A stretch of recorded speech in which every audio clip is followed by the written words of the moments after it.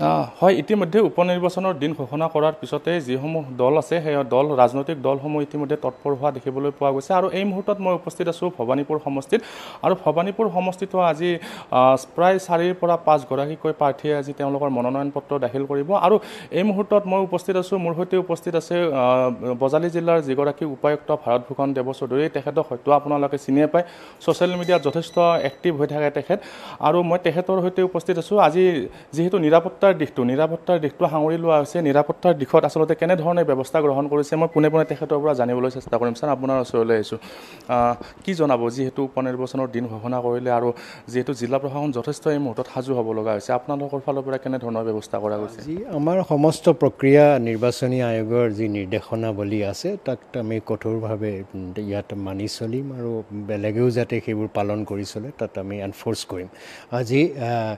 গোটেই সমগ্ৰ প্ৰক্ৰিয়াৰ নমিনেশ্যন দাখিল কৰাৰ অন্তিম দিন আমাৰ এতিয়ালৈ এটাও নমিনেশ্যন আমাৰ এই মুহূৰ্তলৈ আহি পৰা নাই আমি আশা কৰিছোঁ আজি গোটেইখিনি 3 বজাৰ আগতে নমিনেশ্যন প্ৰাৰ্থীসকলে ইয়াত দাখিল কৰিব আৰু তাৰ কাৰণে যি তেওঁলোকৰ সমাৱেশ বা তেওঁলোকৰ প্ৰৱেশ এইবোৰৰ ক্ষেত্ৰত নিৰ্বাচনী আয়োগৰ যি বিধিবাধকতা আছে তাৰ কাৰণে আমি সম্পূৰ্ণৰূপে সাজু আছোঁ নিৰাপত্তাৰক্ষী ছিকিউৰিটি মেজিষ্ট্ৰেট সকলোতে আমি সেইধৰণে তেওঁলোকক ডিটেইল কৰা হৈছে আৰু নিজৰ জুৰিছডিকশ্যনত তেওঁলোকে কাম কৰি আছে আৰু আমি ভাবিছোঁ আজি গোটেই প্ৰক্ৰিয়া আমি সুকলমে চলাম আৰু ক'ভিডৰ পৰিপ্ৰেক্ষিতত নিৰ্বাচনী আয়োগে আৰু কিছুমান অতিৰিক্ত তাত নিৰ্দেশনাৱলী দিছে যি এনে নৰ্মেল টাইমত হয়তো সেইবোৰ নাথাকিলে হয় যিহেতু ক'ভিডৰ পৰিপ্ৰেক্ষিতত আমি সেই নিৰ্দেশনাৱলীও যাতে বলবৎ হয় তাৰ কাৰণেও আমি সম্পূৰ্ণৰূপে সাজু আছোঁ এই মুহূৰ্তত এটা প্ৰশ্ন কৰোঁ আপোনাক যিহেতু বজালী জিলাখন নতুনকৈ ঘোষণা কৰিছে তাৰে পৰিপ্ৰেক্ষিতত কিবা অসুবিধাৰ সন্মুখীন হৈছে নেকি অসুবিধা থাকে যিহেতু আন্তঃগাঁথনিবোৰ এতিয়াও পৰ্যায়ক্ৰমে সম্পূৰ্ণ হৈ উঠা নাই কিন্তু এই আন্তঃগাঁথনিতে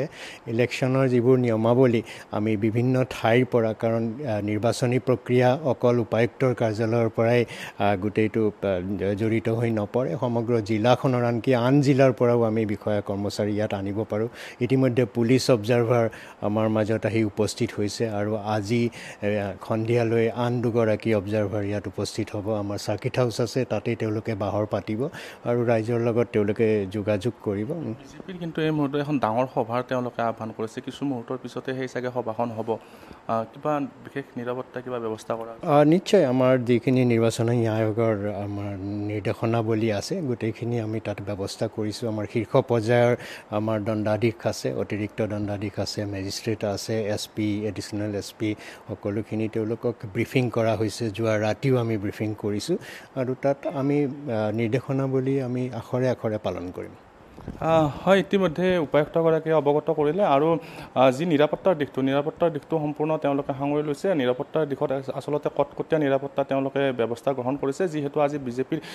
এখন ডাঙৰ সভা কিছু মুহূৰ্তৰ পিছতে মুখ্যমন্ত্ৰীগৰাকীয়ে সম্বোধন কৰিব তাৰে প্ৰতি লক্ষ্য ৰাখি যিসমূহ